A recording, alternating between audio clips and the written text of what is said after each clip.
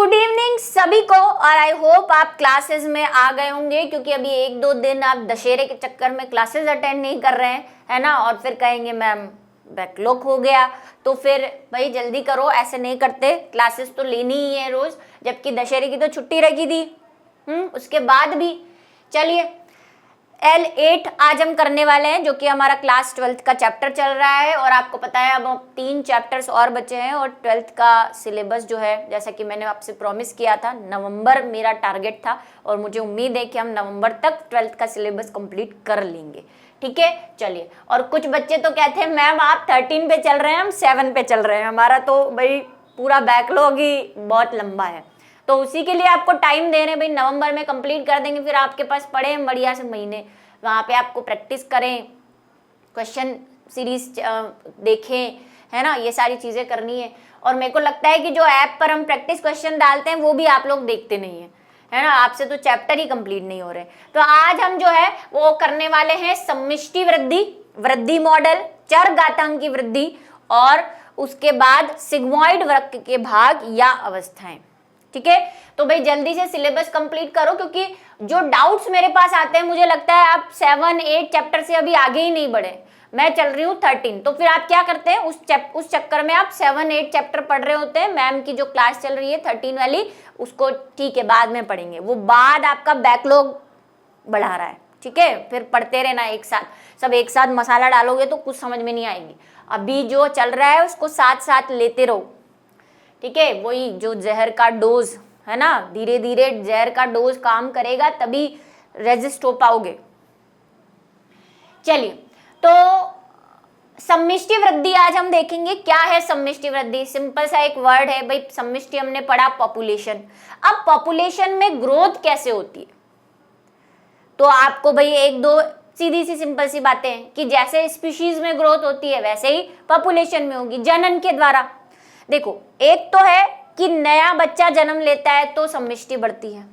दूसरा मैंने आपको बताया था, जो हमने एक एरिया का एग्जांपल लिया था लास्ट क्लास में, कि अगर बाहर से कोई लोग उस एरिया में आ रहे हैं तो भी सम्मिष्टि वृद्धि होगी, है ना, पॉपुलेशन बढ़ेगी। लेकिन उल्टी 2 चीजें भी हैं कि अगर किसी की डेथ हो गई है तो सम्मिष्टि कम हो जाएगी, अगर कोई उस एरिया से जाके किसी तीसरे एरिया में जा चुका है तो भी सम्मिष्टि कम हो जाएगी।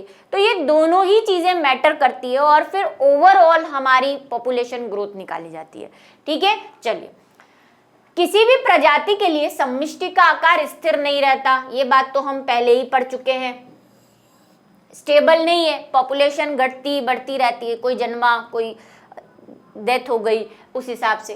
किसी भी क्षेत्र के लिए यह समय के साथ परिवर्तित होता रहता है। समय बहुत इंपॉर्टेंट है। सम्मिष्टि की परिभाषा में ही हम कह चुके हैं कि किसी निश्चित भौगोलिक क्षेत्र में नियत समय पर निवास करने वाली जो जाति है उसको ही तो सम्मिष्टि कह रहे हैं। तो समय तो है ही। समय एक, पता है, बहुत पहले एक सीरियल आता था जब हम छोटे हुआ करते थे दूरदर्शन पे, उसका नाम था समय। वो ऐसे स्टार्टिंग में बोलता था, ये समय का चक्र है।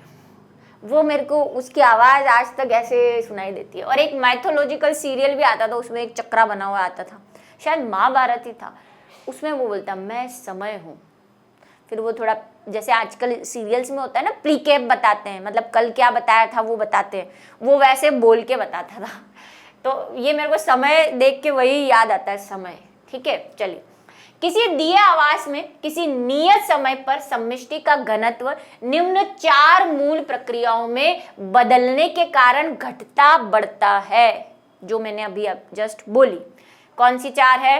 पहली, जन्म दर, हमने जो निकाली थी लास्ट क्लास में, है ना, कितने जन्मे वो नहीं, 1000 लोगों पे कितने जन्मे वो।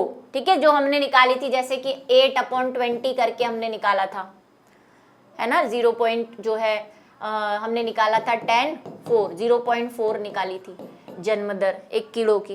तो ऐसे ही क्या है भाई, जन्म दर। आप्रवासन, ये आप्रवासन क्या है? आप्रवासन को कहते हैं इमिग्रेशन।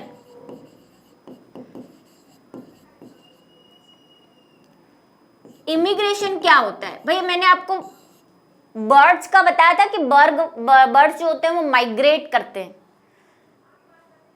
है ना, माइग्रेट करते हैं, एक जगह से दूसरी जगह जाते हैं। अब माइग्रेशन देखो, माइग्रेशन को अगर आप समझो तो क्या हुआ, बर्ड वहां से हमारे यहाँ आ रहे हैं, ठीक है, लेकिन वहां पे तो बर्ड कम हो गए, हमारे यहाँ ज्यादा हो गए।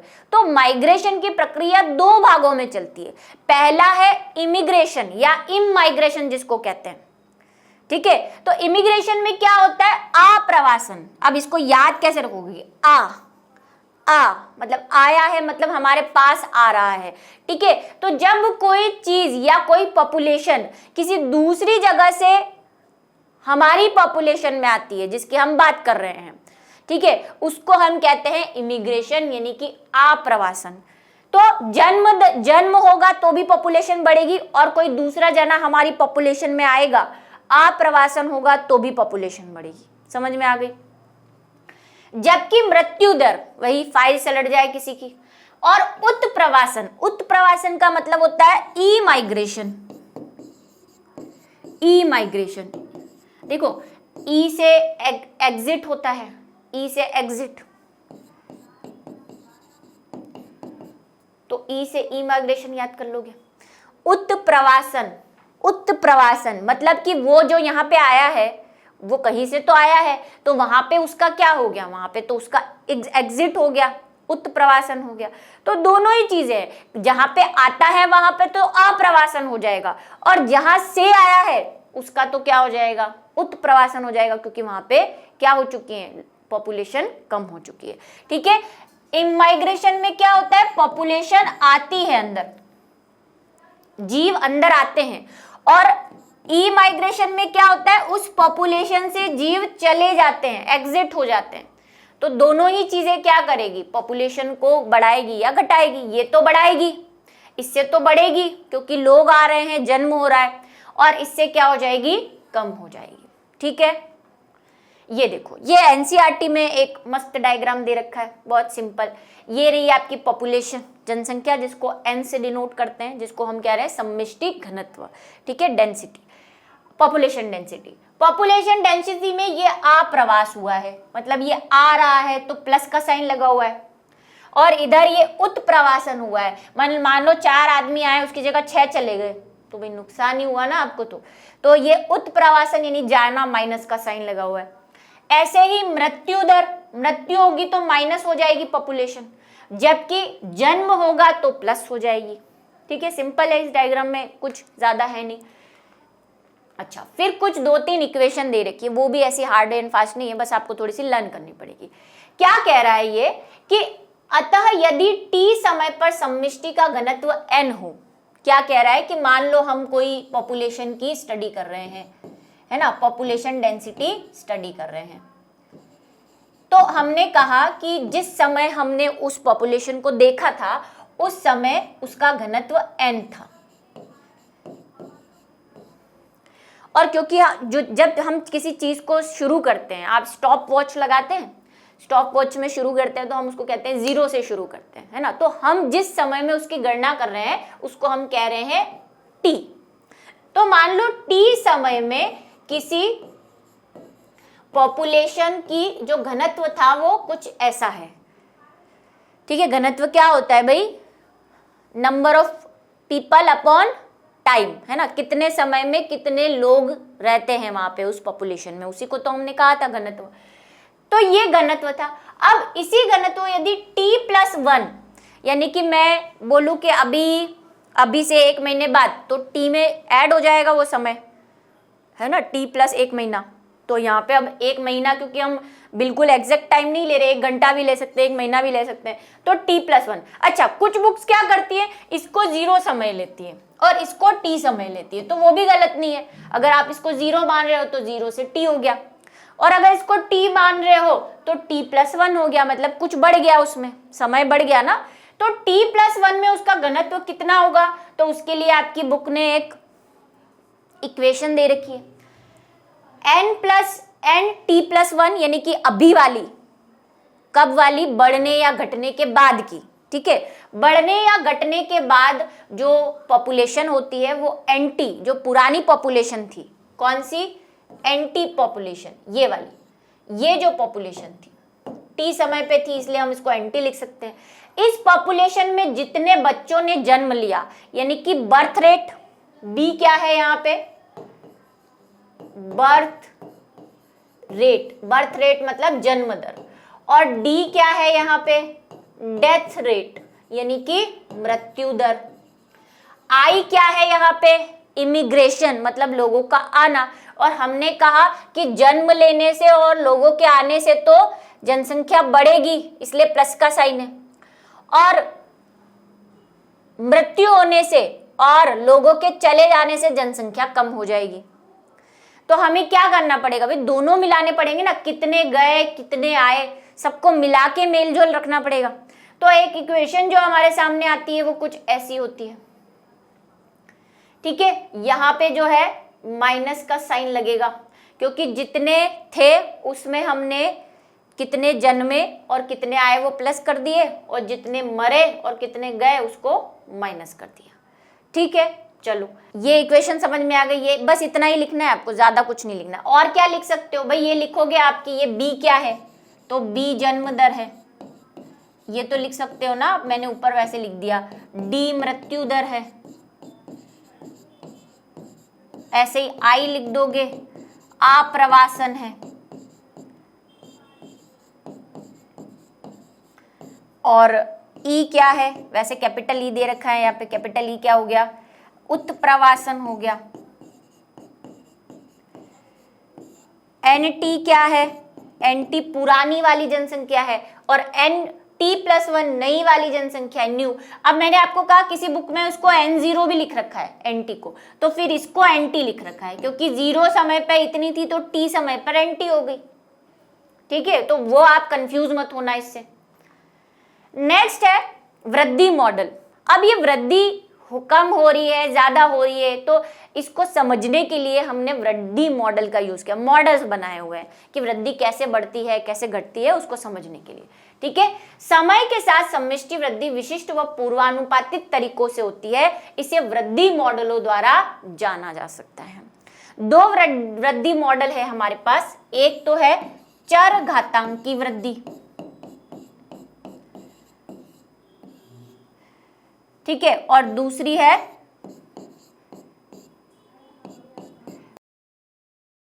लॉजिस्टिक वृद्धि।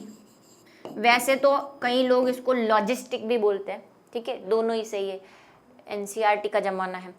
इसको बोलते हैं एक्सपोर्टेंशियल ग्रोथ, और इसको बोलते हैं लॉजिस्टिक, तो हिंदी इंग्लिश लॉजिस्टिक ही है, ठीक है। चलिए, तो ये हो गया। इसमें जो ग्राफ बनता है वो जे का ग्राफ बनता है। अब कैसे बनता है वो देखेंगे, कैसा ग्राफ बनता है, इसमें जे आकार का ग्राफ बनेगा, ये आपको बात ध्यान रखनी है। और इसमें जो है एस आकार का ग्राफ बनेगा, ये बात याद रखने वाली है, तो याद रखनी पड़ेगी, ठीक है, इंपॉर्टेंट है, कुछ नहीं, बस एनसीईआरटी की लैंग्वेज में थोड़ी गड़बड़ी है, बाकी आपको समझ में आ जाएगी। अब क्या है, जो चर घातांकी वृद्धि है वो है एक्सपोनेंशियल ग्रोथ। अब क्या होती है एक्सपोनेंशियल, ये होती है काल्पनिक वृद्धि, ऐसा समझ सकते हैं आप, हमारी अपनी दुनिया है ना, सच्चाई से बिल्कुल परे। जैसा कि हम सोचते हैं कि एक दिन में ये बनूंगा और मेरे पास कार होगी, मेरे पास बंगला होगा, है ना, क्योंकि हम अपनी ही दुनिया में जी रहे हैं, हमने हमारे हिसाब से दुनिया सेट कर रखी है कि हम जैसे बोलेंगे वैसे दुनिया चलेगी। मैं बोलूंगी कि मैं मेरिट में आऊंगी तो मेरिट में आऊंगी, ऐसा सोच के, मतलब हमने प्रकृति को इग्नोर कर दिया है। लेकिन यह तो सच नहीं है ना। तो ऐसी वाली जो वृद्धि होती है, मतलब हमने तो इमेजिनेशन की बात की, ये वृद्धि भी उसी प्रकार की है। जब कोई जीव ऐसे वातावरण में रह रहा हो, कोई जीव ऐसे वातावरण में रह रहा हो जहां पे कोई कमी ही नहीं हो, मतलब जीवन में ऐशो आराम भरा पड़ा हो, जितना खाना उसको चाहिए उतना है, जितना जनन उसको करना है जनन के लिए सुविधाएं हैं, अच्छा वातावरण हो रखा है, कोई भी दिक्कत नहीं है, मतलब हम ये कह सकते हैं कि असीमितताएं हो, नॉन लिमिटेशंस, कोई लिमिटेशंस ही नहीं है। वही जैसे मैंने कहा फेकू टाइप की, है ना, क्योंकि ऐसा जिंदगी में पॉसिबल नहीं है, ना ही इन्वायरमेंट में पॉसिबल है, क्योंकि हम तो कह रहे हैं इन्वायरमेंट चेंज होता रहता है, विकास होता रहता है इन्वायरमेंट में, चाहे वो 0.001% ही क्यों ना हो तो रहा ही है डेवलपमेंट। तो जब प्रकृति में असीमितताएं होती है, मतलब भरपूर उसको सब कुछ मिल रहा है, ऐसी वाली वृद्धि होती है जिसको हम बोलते हैं चर घातांकी, चले जा रही है चले जा रही है चले जा रही है, ठीक है। और इसमें जो ग्राफ बनता है वो जे आकार का कुछ ऐसा बनता है, अभी देखेंगे इसको। किसी सम्मिष्टि की आबादी अबाधित, अबाधित का मतलब वही कोई बाधा ही नहीं है जीवन में, बिल्कुल मक्खन की तरह लाइफ चले जा रही है ना, ऐसी वृद्धि हुए जा रही है, के लिए खाद्य व स्थान जैसे संसाधनों की उपलब्धता स्पष्टतः आवश्यक है। भाई अगर हम चाहते हैं कि हमारा जीवन मक्खन की तरह चलता रहे लाइफ, तो भाई जरूरी है कि हमें एक तो फूड मिले और रहने के लिए जगह मिले, है ना। रहने के लिए क्या चाहिए, 2 गज जगह और खाने को खाना, ठीक है। पहनने को कपड़ा भी है, लेकिन वो यहाँ फिट नहीं हो रहा अभी, क्योंकि हम सारी लिविंग थिंग की बात कर रहे हैं, सब तो कपड़े पहनते नहीं है। अनुकूलतम पर्यावरण परिस्थिति में किसी जीव या सम्मिष्टि की वृद्धि करने की नैसर्गिक क्षमता उसकी जैविक या प्रजनन क्षमता कहलाती है। सुनना भी, रिप्रोडक्टिव पोटेंशियल, कि अगर आपकी इन्वायरमेंट कंडीशन आपके फेवर में है, सब कुछ बढ़िया से चल रहा है ना, विपरीत परिस्थितियां भी नहीं है, सब कुछ बढ़िया से चल रहा है, तो उस कंडीशन में आपकी जो जनन करने की क्षमता है, आपकी जो वृद्धि करने की क्षमता है ना, वो क्षमताएं क्या कहलाती है, जैविक या प्रजनन क्षमता, है ना। अब जैविक बोलो या प्रजनन बोलो एक ही है, वैसे दोनों अलग अलग चीजें, जैविक में तो बहुत सारी प्रक्रियाएं आ जाती हैं, लेकिन दोनों बोल सकते हैं। बायोटिक और रिप्रोडक्टिव पोटेंशियल, इसको आगे चार्ल्स डार्विन आएंगे, और चार्ल्स डार्विन ने एक नाम दिया है फिटनेस। अब ये फिटनेस है, वो वाला फिटनेस नहीं है, ये रिप्रोडक्टिव फिटनेस है, ये फिर से आएगा आर, इसको आर से डिनोट करते हैं, वहां पे डार्विन के लिए आर दे रखा है। डार्विन ने भी यही कहा कि अगर इन्वायरमेंट सही होता है तो एक एनिमल की जो जनन करने की क्षमता होती है मैक्सिमम, वो उसकी फिटनेस कहलाती है, रिप्रोडक्टिव फिटनेस। यहाँ फिटनेस से चलने फिरने वाले फिटनेस से लेना देना नहीं है, रिप्रोडक्शन से लेना देना है, ठीक है। डार्विन फिटनेस भी कहते हैं इसको। असीमित संसाधन होने पर सम्मिष्टि चर घातांकी या ज्यामितिक ज्योमेट्रिक रूप से बढ़ती है, ठीक है, बढ़ेगी, क्योंकि भाई वही ऐशो आराम है सारा।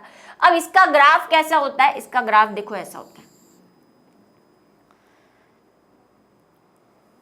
ये समय है जो मैंने कहा समय, ठीक है, समय का चक्र, और ये है वृद्धि। समय बढ़ रहा है, ये वृद्धि बढ़ रही है, ठीक है, एक्स वाई समझते ही है। अब इसमें क्या होता है, देखो समझना इस बात को। सबसे पहले मान लो हम ये इमेजिन करते हैं कि कोई जगह पे नई स्पीशीज आई है, अभी अभी आई है, तो तब उसकी जो वृद्धि होती है वो थोड़ी सी स्लो होती है। अभी अभी आई है, नया नया वातावरण है, उसको एडजस्ट होना पड़ेगा, अनुकूलन उसको अपने आप में लाने पड़ेंगे। तो शुरू शुरू में ये ग्राफ ऐसा होता है, ठीक है। अब जैसे ही वो उस वातावरण में अनुकूलित हो जाता है, और वातावरण फिर मेहरबान, असीमितताएं हैं, लिमिटेशन है ही नहीं, तो वो फिर उसके तो मजे पड़ जाते हैं, वही 5, मैं तो कह रही हूँ 10 उंगलियां घी में अब आराम से जनन कर रहा है, वृद्धि कर रहा है, तो उसकी वृद्धि समय के साथ साथ बढ़ती जाती है, ऐसे बढ़ रही है, ये ऊपर ही तो जा रही है, वृद्धि बढ़ रही है। तो ऐसे शेप का ग्राफ हमें मिलता है, और इसको हम कहते हैं जे आकार का ग्राफ, ठीक है, जे जैसा दिख रहा है। अब नहीं भी दिख रहा है तो मानना पड़ेगा, क्योंकि एनसीईआरटी कह रही है, ठीक। चलो, अगर एन आकार की, एन क्या है भाई, घनत्व से डिनोट कर रहे हैं एन को शुरू से, एक सम्मिष्टि में जन्म दरें कुल संख्या नहीं अपितु प्रति व्यक्ति जन्म, ठीक है। पहले भी बोल सकते हैं हम जन्म दर की बात करते हैं, हम जन्म की संख्या नहीं देखते, हम जन्म दर देखते हैं, ये हम जन्म दर वाले टॉपिक में डिस्कस कर चुके हैं। बी के रूप में, जिसको हम बर्थ रेट कहते हैं, बी मतलब बर्थ रेट। अच्छा, वो मैंने वहां पे जो कैपिटल बी लिखा है उसको स्मॉल बी भी लिख सकते हो, शायद एनसीईआरटी में स्मॉल बी लिखा हुआ है, ठीक है, के रूप में मृत्यु दरें, व्यक्ति की मृत्यु दर को डी से डिनोट कर रहे हैं, डेथ रेट, ठीक है, के रूप में प्रदर्शित किया जाए, तब इसका इकाई समय टी में जो वृद्धि होगी वो क्या होगी, तो भाई वही मैथ्स का जनरल रूल, मैथ्स फिजिक्स भी पढ़ते हो, क्या हो गई वृद्धि, dn अपॉन dt। पहले वाली पॉपुलेशन और d समय में उसमें कितनी पॉपुलेशन बढ़ी, उसको हम क्या बोलेंगे, dn अपॉन dt। वो निकालते हो ना समाकलन, पता नहीं फिजिक्स में क्या क्या निकालते रहते हो आप, ठीक है। तो dn अपॉन dt इंटीजर्स जो निकालते हैं, n वृद्धि तथा कमी निम्नलिखित होती है। तो क्या फॉर्मूला आ जाएगा हमारे पास, ये वाला। ये किसका फॉर्मूला है, ये चर घातांकी वृद्धि का फॉर्मूला है, ठीक है। dn upon dt equals to b minus d, जितने जन्मे, जन्म दर माइनस मृत्यु दर, क्योंकि जितने जन्मे उतने मरे भी, जन्म दर माइनस मृत्यु दर इंटू n। n क्या है, पुरानी वाली पॉपुलेशन, ये पुरानी वाली पॉपुलेशन, dn मतलब अब जो चेंज हो गई है वो पॉपुलेशन। d जनरली आप फिजिक्स में वो dn और ऐसे लिखते हो ना, उसमें d का क्या मतलब होता है, change, difference, dn upon dt, है ना। फिर ऐसे ऐसे करके निकालते भी हो, इनफाइनाइट टू जीरो, वो है ये dn, ठीक है। मान लीजिए b माइनस डी तथा r, तब dn upon dt equals to rn हो जाएगा। फिर आप इसको सॉल्व करते हैं, है ना। फिर इसकी जगह जो वैल्यू रखी होती है वो कुछ ऐसे करते हैं, मेरे को अभी बिल्कुल ध्यान नहीं आ रहा है, सारी फिजिक्स मेरी जो है धुल गई है, उसका नाम भी याद नहीं आ रहा मुझे।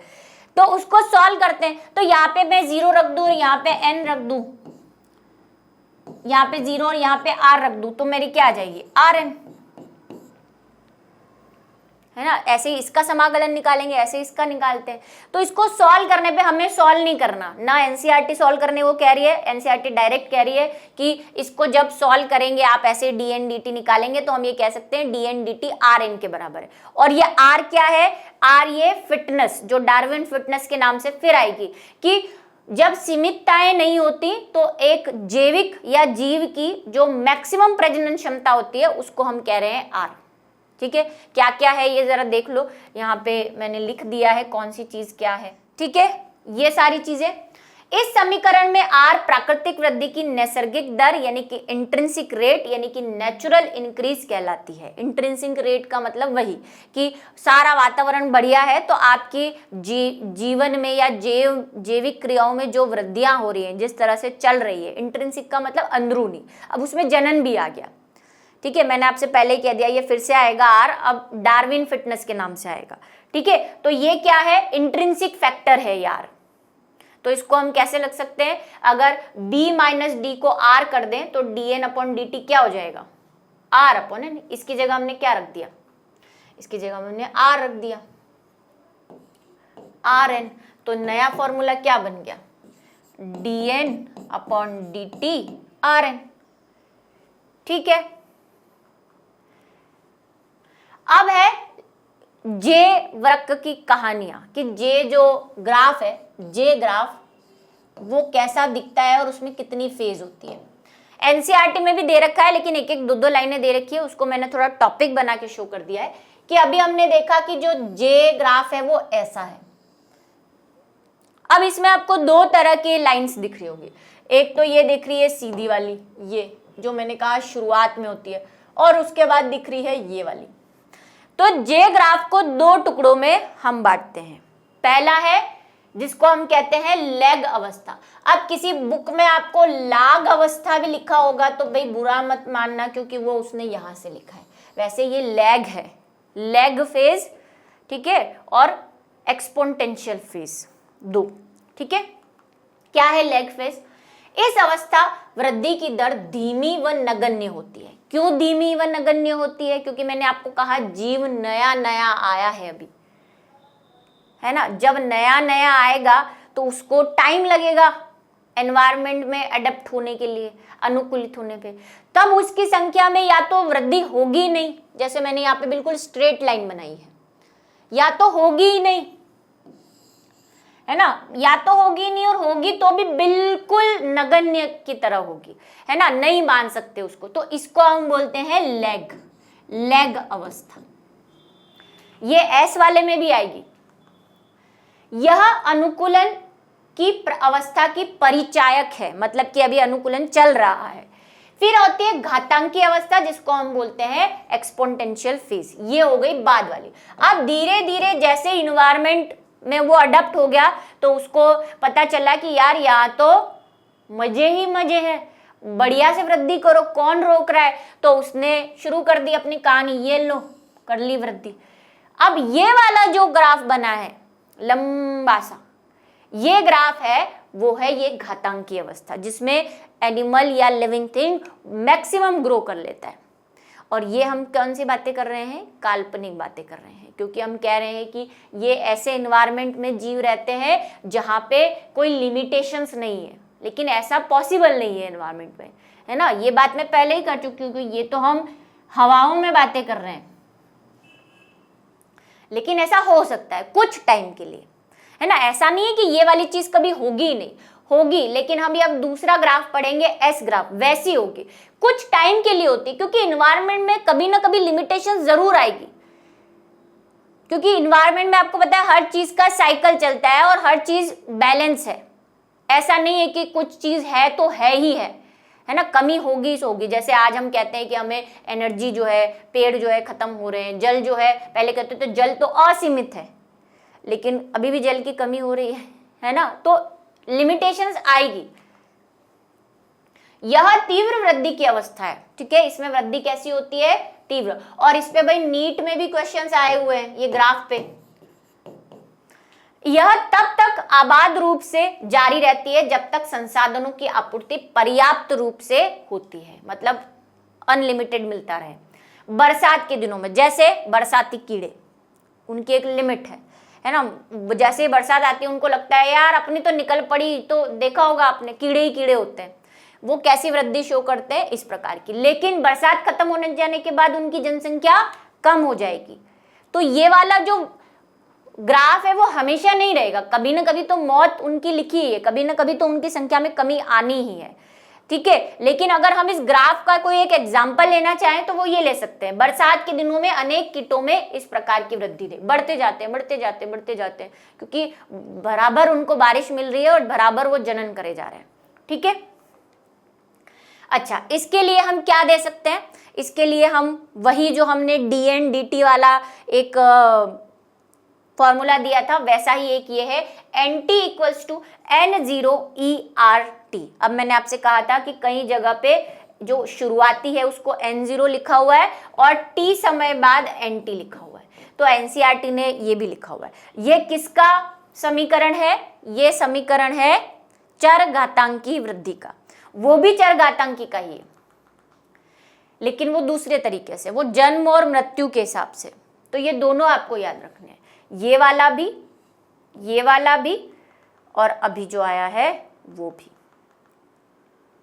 अगर हम चरघातांकी वृद्धि के ग्राफ को ऐसे प्रदर्शित करना चाहते हैं तो हम ऐसे कर सकते हैं। अब ये है क्या, तो ये तो हो गई वर्तमान पॉपुलेशन, प्रेजेंट पॉपुलेशन घनत्व, सॉरी पॉपुलेशन नहीं, पॉपुलेशन डेंसिटी।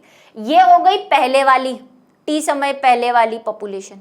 ये है ई, इसको कहते हैं लॉग वैल्यू। लॉग होता है ना मैथ्स में कि कोई वैल्यू होती है, भाई ये तो न्यूमेरिकल, जब हमें तो सॉल्व नहीं करने, आपको सॉल्व नहीं करने, लेकिन जब करते हैं जो साइंटिस्ट हैं वो कैलकुलेशन करते हैं तब लॉग की वैल्यू रखते हैं।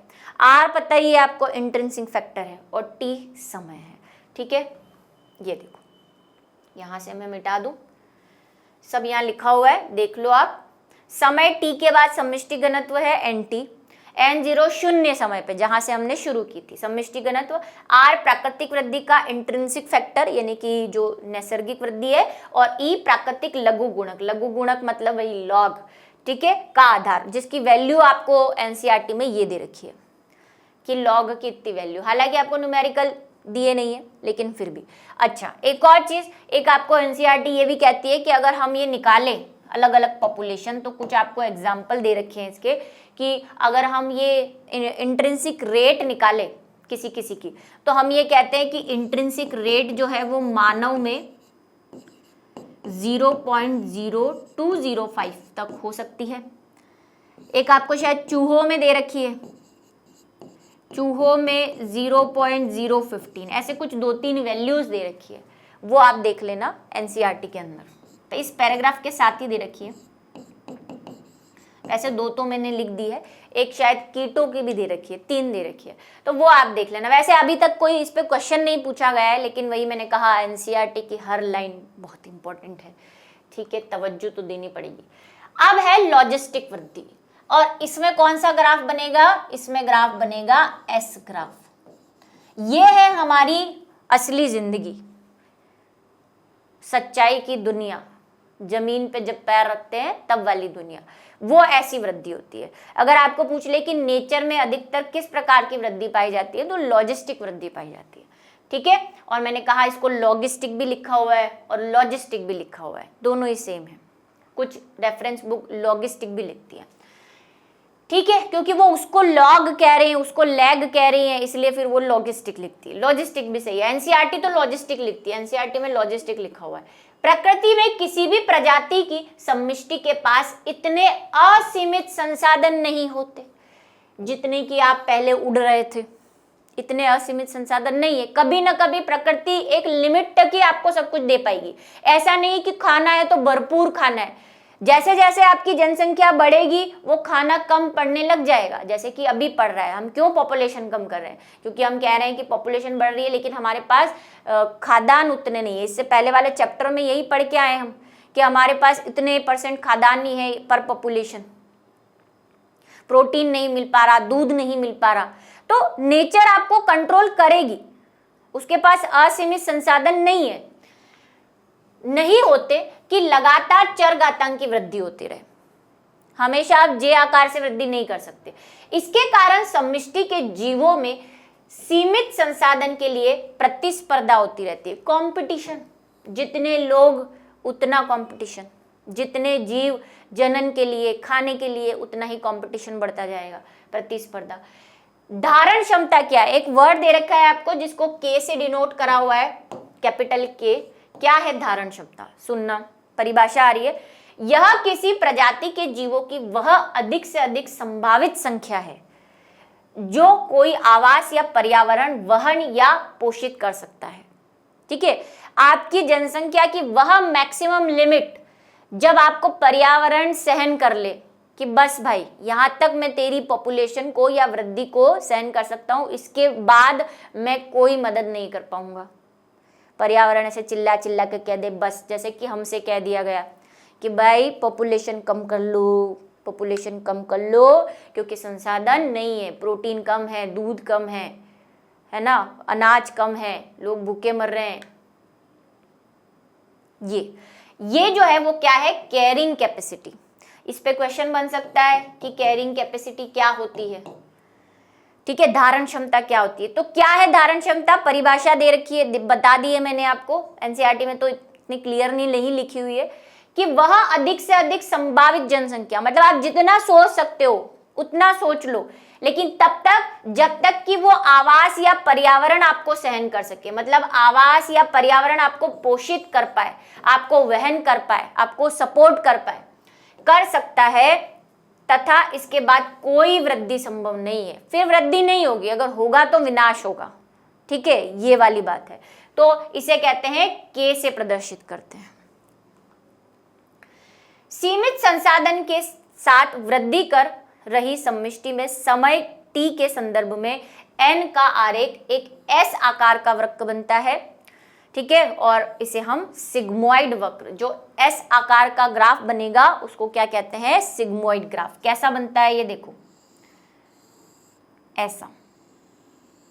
अब आप अगर इसको ध्यान से नोटिस करोगे तो यहाँ पे तो जे तक की वृद्धि है, ये देखो जे वाला इतना तो मिल ही रहा है आपको, और उसी के बाद मैंने कहा कि बढ़ता जाएगा, लेकिन एक समय जरूर आएगा जब, जैसे कि बारिश के कीड़ों का, बढ़ रहे हैं, ठीक है, जे आकार में बढ़ रहे हैं, लेकिन जब बारिश कम होगी तो उनकी मौत आ जाएगी, तो फिर वो वापस फॉल करेंगे, नीचे की तरफ जाएंगे या फिर उसी लेवल में रहेंगे, चाहे तो बोल दो कि स्थिर हो जाएंगे, ठीक है। लेकिन कीड़ों में ऐसा नहीं होता, वो तो मर ही जाते, पॉपुलेशन कम हो जाएगी। तो ये एस आकार का ग्राफ हमें मिलता है।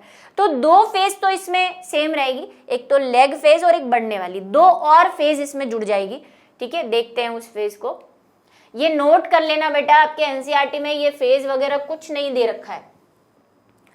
कौन कौन सी फेज है, सबसे पहली है लेग फेज, और इसको भी आपके कई बुक में लाग फेज भी लिखा हुआ है भाई, क्योंकि ये लाग पढ़ते हैं उसको, लेग फेज। इसमें जीव अपने पर्यावरण के प्रति अनुकूलित होते हैं, अतः इनमें वृद्धि का अभाव रहता है या नगण्य रहती है। वही पहले वाली स्टेज, क्या कि अभी अभी नया नया जीव आया है तो वृद्धि न के बराबर है। ठीक है, तो पहली मैं इसको एल से बता दूं क्योंकि मेरे पास जगह कम है। ये एल लेग फेज हो गई है, यहाँ पे वृद्धि कैसी होगी, नगण्य रहेगी, क्योंकि अभी जीव एटमॉस्फेयर में अनुकूलित हो रहा है। त्वरण वृद्धि, ये त्वरण वो चर घातांक की वृद्धि है। अगर आपको बोल दे घातांक की वृद्धि तो भी ये त्वरण वृद्धि भी एक ही है। ठीक है, ये घातांक की वृद्धि की तरह ही है। इसमें क्या होगा, वही एक्सेसिव वृद्धि। यह प्रारंभ में धीमी लेकिन बाद में घातांकी रूप ले लेती है, अर्थात समष्टि में तेजी से वृद्धि होती है। अब मैं अलग कलर से बना रही हूं, पहले तो धीमे धीमे बढ़ेगी, समय के साथ धीमे बढ़ेगी और फिर एकदम एक ही समय में। देखो यहां से नोटिस करो, आप इस समय में, इस वाले समय में स्थिर रही, फिर ये वाली वृद्धि इतने समय में हुई, यहां तक अगर हम देखें तो इतना समय लग गया इसको, लेकिन ये देखो ये तो एक ही समय में एक ही पॉइंट पे इतनी वृद्धि हो गई। तो पहले धीमी बढ़ेगी फिर एक्सेसिव बढ़ जाएगी। मंदन अवस्था, अब क्या हुआ, वही प्रकृति का प्रकोप, सीमितताएं आ गई है कि भाई प्रकृति ने हाथ जोड़ दिए, मालिक माफ कर दो, इससे ज्यादा पॉपुलेशन नहीं सहन कर पाऊंगी। तो अभी क्या होगा, इस अवस्था में पर्यावरण प्रतिरोध बढ़ने से वृद्धि दर कम होने लगेगी, पॉपुलेशन कम हो जाएगी, है ना, जीव मरने लग जाएंगे, जनन नहीं होगा। तो थोड़ी सी अब जो है फॉल आ रहा है, ये रहा फॉल। अब वैसी सीधी नहीं बढ़ रही, अब कम हो गई है ना, टिल्ट हो गई है, अब थोड़ी सी साइड में हो गई है। तो ये हो गई मंदन प्रावस्था, बढ़ने से वृद्धि दर जो होगी वो क्या हो जाएगी, कम। और फिर चौथी प्रावस्था, स्थिर अवस्था, अब बिल्कुल प्लेन। ठीक है, क्या हो जाएगा, वही ग्राफ फिर से बना दूं, पहले बड़ी, फिर बहुत बड़ी, फिर थोड़ी सी कम हुई और अब स्थिर। ये प्लेन लाइन क्या बताती है कि वृद्धि स्थिर हो गई है। समय तो बढ़ता ही जा रहा है। ठीक है, स्टेशनरी, अंत में जन्म दर और मृत्यु दर समान हो जाने से वृद्धि दर शून्य हो जाती है। कोई वृद्धि हो ही नहीं रही। शून्य का मतलब पॉपुलेशन शून्य से नहीं है, वृद्धि दर शून्य मतलब ग्रोथ नहीं हो रही है। ठीक है, यह पर्यावरण की धारण क्षमता पर पहुंचने के बाद होती है। इस प्रकार की सम्मिष्टि वृद्धि को वेहरुस्ट पर्ल लॉजिस्टिक वृद्धि कहते हैं तथा निम्न समीकरण द्वारा अभिव्यक्ति। ये है एस ग्राफ का वर्क, ऐसा वाला, क्योंकि यहाँ पे हमने एक फैक्टर बता दिया, के फैक्टर, कि वो प्रकृति क्या करेगी, अपना गोचा डालेगी। ठीक है, प्रकृति आपको ऐसे नहीं कि आप बढ़े जा रहे हो, तो उसमें के फैक्टर आ जाएगा, धारण क्षमता आ जाएगी। और धारण क्षमता आने से कहानी में ट्विस्ट ये आएगा कि अब dn/dt की जो इक्वेशन है वो कुछ ऐसी रहेगी, rn के माइनस ये rn, भाई को बड़ा कर लो बच्चों, n को, छोटा n नहीं है ये, बड़ा n है, rn k माइनस n और k। ठीक है, ये k क्या है, धारण क्षमता, के आ जाने से हमारा समीकरण चेंज हो गया है। ठीक है, t क्या है भाई, t समय, n समय t पर समष्टि घनत्व, r प्रकृति में नैसर्गिक वही इंट्रिंसिक और k धारण क्षमता। ठीक है, ये rn है, फिर से यहां लिख देती हूं, हो गया। तो दोनों इक्वेशन, तीन तरह के अभी तक हमने फॉर्मूले देखे हैं और ये है वो एनसीईआरटी का ग्राफ। अब इसने एस और जे आकार को एक साथ चेपा हुआ है। ठीक है, ये रहा जे वाला और इसका फॉर्मूला हमने ये दिया, पहले हमने ये दिया था dn upon dt equals to n t b minus I, b plus I और d प्लस ई, ये दिया था। इसी को टर्न करके हमने ये बनाया था, ये b माइनस डी को ही टर्न करके हमने ये वाला बनाया था। तो चर घातांकी का ये समीकरण है और ये है एस ग्राफ। देखो यहाँ पे आके स्थिर हो गई। ठीक है, ये पहले बड़ी, फिर एकदम बढ़ी जा रही है और फिर एस बन गई है। ये फिर भी गलत ग्राफ है, जो मैंने आपको ग्राफ बताया ना, ये एस वाला ऐसा ही बनाना। ये ग्राफ बिल्कुल भी सही नहीं है। क्यों ऐसा बनाया क्यों इसने? क्योंकि इसने के यहीं पे रख दिया।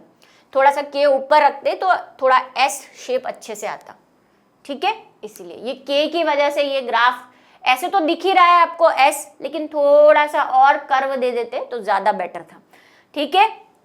चलिए, तो ये आपको दे रखे हैं यहाँ पे जी और एस एक में दे रखे हैं, आप चाहें तो अलग अलग बना सकते हैं जैसे मैंने बनाए, ठीक है।